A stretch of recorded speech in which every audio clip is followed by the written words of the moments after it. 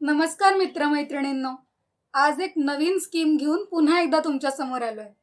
तत्पूर्वी तुम्ही जर आमच्या चॅनलला सबस्क्राईब केलं नसेल तर सबस्क्राईब करा. नमस्कार, मी अविनाश जोशी. आज आपण एका स्कीमची माहिती करून घेणार आहोत. ही आहे पेन्शन योजना. ही पेन्शन योजना सेंट्रल गव्हर्नमेंटने म्हणजे आपल्या केंद्र सरकारने 1 जून 2015 साली कार्यान्वित केली. ही योजना कार्यान्वित करताना त्यांच्यासमोर जो काही वर्ग होता तो कोणता वर्ग होता की जे अनऑर्गनाइज सेक्टरमध्ये काम करणारे लोक आहेत, की ज्यांना कुठल्याही प्रकारचे रिटायरमेंट बेनिफिट मिळत नाहीत, अशा लोकांना त्यांच्या उतार वयात काहीतरी एक मदत व्हावी, ठराविक रक्कम, ह्या हेतूने ही योजना मार्केटमध्ये आणली गेली.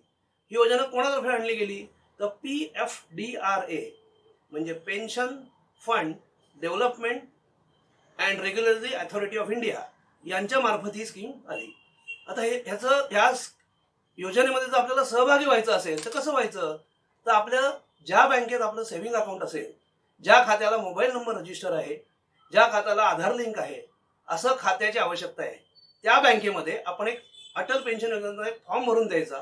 तो फॉर्म भरून दिल्यानंतर आपल्या खात्याला दर महिना 1 जूनला आणि 1 जूनच्या पुढे दर महिना आपल्या खात्याला एक ठराविक रक्कम डेबिट पडते. आता ही डेबिट पडणारी रक्कम कशी ठरते, तर ह्याच्यामध्ये आपल्याला 5 ऑप्शन आहेत पेन्शनचे. एक तुम्ही 1000 पेन्शन घेऊ शकता, 2000 घेऊ शकता, 3000 घेऊ शकता, 4000 घेऊ शकता किंवा 5000 घेऊ शकता. जर आपण 1000 रुपयाची पेन्शन घेतली तर आपल्याला जी रक्कम आहे, जर समजा मी 20व्या वर्षी एंट्री घेतली तर 20व्या वर्षी जर मी एंट्री घेतली तर मला पेन्शन मिळणार आहे 60व्या वर्षी, पण मला त्यासाठी दर महिना 50 रुपये 40 वर्ष भरायला लागणार आहेत. म्हणजे मला टोटल 24,000 रुपये भरायचे आहेत. जर हीच एंट्री मी 40व्या वर्षी घेतली तर मला 20 वर्ष, पण मला 20 वर्ष किती भरायचे, तर दरमहा 291 रुपये भरायचे आहेत. तो जर आपण हिशोब केला तर ती रक्कम होते 69,840. जर मला 5,000 ची पेन्शन सिलेक्ट करायची असेल तर साधारणपणे ह्याच्या 5 पट हप्ता दरमहा माझ्या खात्यातनं डेबिट पडतो. म्हणजे 20व्या वर्षी घेतली तर 40 वर्ष खात्याला डेबिट पडतं, 40व्या वर्षी घेतली तर 20 वर्ष डेबिट पडतं. म्हणजे थोडक्यात मी कमवायला लागल्यापासून किंवा मी एंट्री योजनेत ह्या भाग घेतल्यापासून वयाची 60 वर्षापर्यंत मी पैसे जमा करतो. आता ती जमा झालेली रक्कम मला कशा पद्धतीने परत मिळते, तर जर माझं 1000 रुपये पेन्शन असेल तर मला 60 वर्ष पूर्ण झाल्यावर दरमहा 1000 रुपये मला माझ्या खात्याला क्रेडिट होतात. जर मी 2000 घेतले असेल तर 2000 होतात, 5000 घेतले असेल तर 5000 होतात. अशा पद्धतीने रक्कम माझ्या खात्याला जमा होते. आता या खात्याचं आणखीन एक वैशिष्ट्य काय आहे की हे पेन्शन मला कुठपर्यंत मिळतं, तर माझ्या आयुष्य संपूर्ण मिळतंच, पण माझी स्पाऊस म्हणजे नवरा असेल तर बायको किंवा बायको असेल तर नवरा, त्यांना त्यांचंही आयुष्यभर ते पेन्शन मिळतं. म्हणजे 1000 असेल तर 1000, 5000 असेल तर 5000. आणि त्यांच्या पश्चात म्हणजे नवरा बायको दोघांच्याही पश्चात त्यांचा जो कोण वारसदार असेल, मुलगा असेल, मुलगी असेल, तिला जी काही रक्कम मिळते ती साधारणपणे, जर तुम्ही 1000 रुपयाची पेन्शन असेल तर साधारणपणे ती रक्कम 1,71,000 रुपये मिळतात.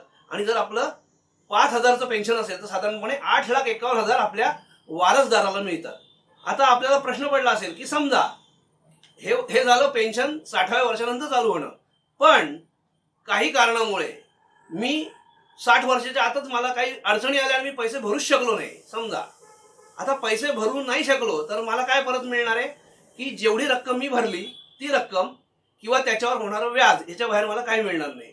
परंतु एखाद्या माणसाला जर दुर्दैवाने मृत्यू आला तर त्याचा जो कोण स्पाऊस आहे त्याला 2 ऑप्शन असतात. एक ऑप्शन काय आहे की त्याचा जो राहिलेला पिरियड आहे, म्हणजे एखादा माणूस 38व्या वर्षी गेला तर उरलेली जी काही वर्ष आहेत, उरलेली जी वर्ष जे पैसे भरायचे ते त्या स्पाऊसनी भरायचे आणि मग तिला ते पैसे भरल्यावर तिला पेन्शन चालू होणार तिच्या आयुष्यापर्यंत आणि नंतर जे वारसदाराला मिळणार. तिला असं वाटलं की नाही आपल्याला ही स्कीम चालू करायची नाही, आपला कोण नवरा असेल बायको असेल आपली गेल्यावर आपल्याला याच्यात थांबायचंय, तर तिच्या नावानी जे काही पैसे जमा झाले असतील वेल्थ, ती तिला तशी सगळी वेल्थ तिथे परत मिळते. अशा पद्धतीने ही स्कीम चालते. आता ही कोण घेऊ शकतं स्कीम, तर कुठलाही भारतीय नागरिक ज्याचं वय 18 वर्ष पूर्ण झालंय तिथपासून 40 वर्षापर्यंत तो घेऊ शकतो. एकदा का 40 वर्ष झाल्यावर तुम्ही ह्या योजनेत भाग घेऊ शकत नाही. ह्या पेन्शन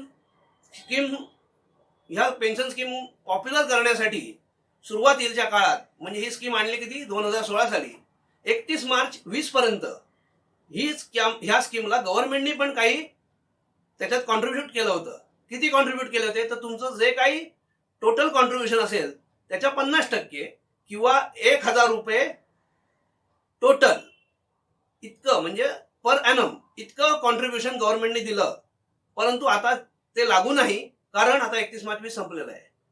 तर अशी ही जी स्कीम आहे याचे जे काही डिटेल्स आहेत, कारण प्रत्येक माणसाच्या वयाप्रमाणेच त्याचं पेन्शन किती ते ठरणार आहे. पेन्शनपेक्षा त्याचा हप्ता, पेन्शन ठरवणं आपल्या हातात आहे. 1,000 ते 5,000, 5,000च्या वरती मिळत नाही, 1,000च्या खाली मिळत नाही. परंतु त्याचा प्रीमियम जो आहे ते तुमची एंट्री एज जी आहे त्याच्यावर ठरतं. म्हणून 20व्या वर्षी जर तुम्ही एंट्री घेतली तर 50 रुपये पडतात, 40व्या एंट्री घेतली तर 291 पडतात. म्हणजे याच्यावरून तुम्हाला कळेल की आपण याच्यात लवकरात लवकर भाग घेणं आवश्यक आहे.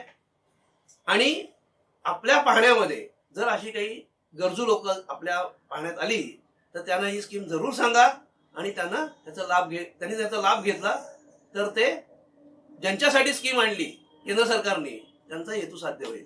धन्यवाद. आणि तुम्हा सगळ्यांना जर हा व्हिडिओ आवडला असेल तर नक्की लाईक करा आणि शेअर करा.